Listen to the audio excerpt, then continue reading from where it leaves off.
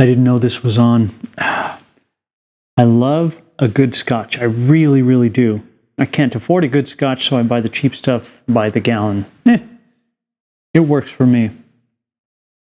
This is the Orcut Ranch.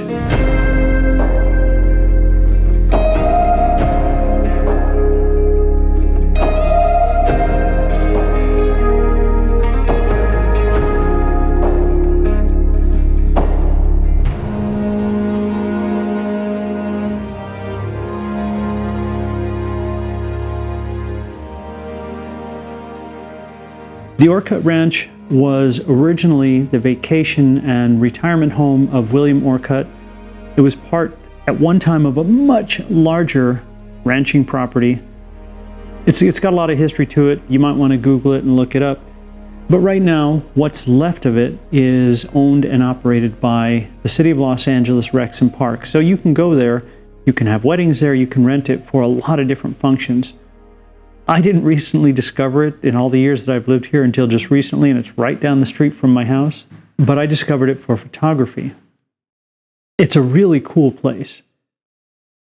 I've shot a couple of bees there with one of my long lenses, but I went there for macro photography. Now, as a self-professed gear whore, I like buying different pieces of kit because each one will do something separate.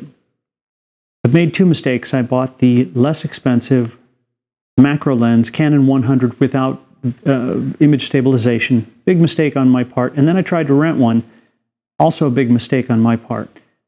I tend to have a little bit more movement, so even using a flash with a shutter speed of 125 or 100, I do get a little bit of movement, and I don't like that. So I'm hoping that this new Canon lens that I bought, which is the 100L with image stabilization, and it's the 2.8, will kind of solve some of that.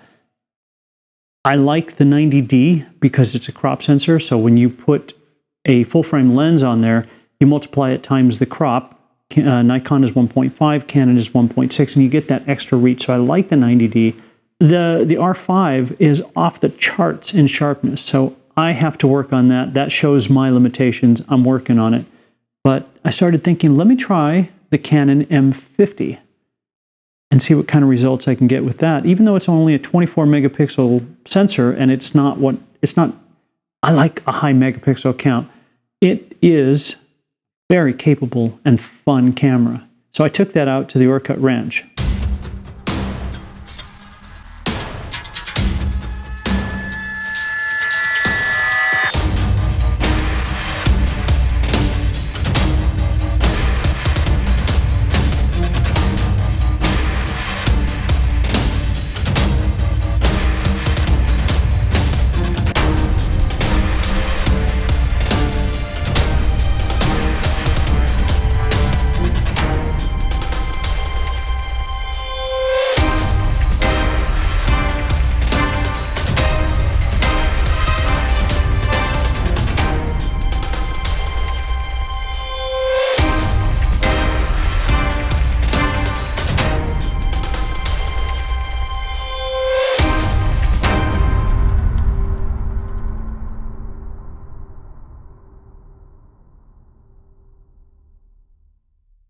You don't realize when you're out there, some of these little tiny creatures are just simply amazing.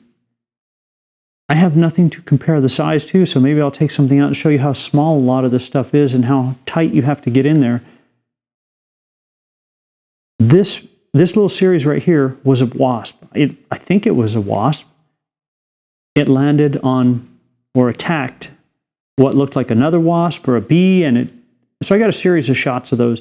Not all of them were sharp, and so I discard a lot. And again, I've found out from just watching other people with macro, you're going to get one or two great shots. You're going to take 20, 30. You're going to get many shots that are just not quite right. You're going to get one good one. That's why focus stacking with this particular art form is good. I don't want to go that route. I just want to get a great shot in one time. That's what I like to do. That's maybe the purist in me. I don't know. I'm having a lot of fun. I'm searching for what will be a great setup for me. There are many out there that just shoot phenomenal stuff, and I'm working to be one of those. Are all these photos fantastic? Well, they're okay. You know, they're not perfect, but they were a lot of fun, and that is more important than I think anything. JonnyPink. Look, it says right here, JonnyPink. And thank you for watching. I appreciate it. Please give it a thumbs up. Share it with somebody. Am I tired? Yeah, I'm tired, and it wasn't because I heard a dog puking in the middle of the night. You guys have a fantastic day out there. I will see you. James, I'll see you on the weekend. I'll see you guys.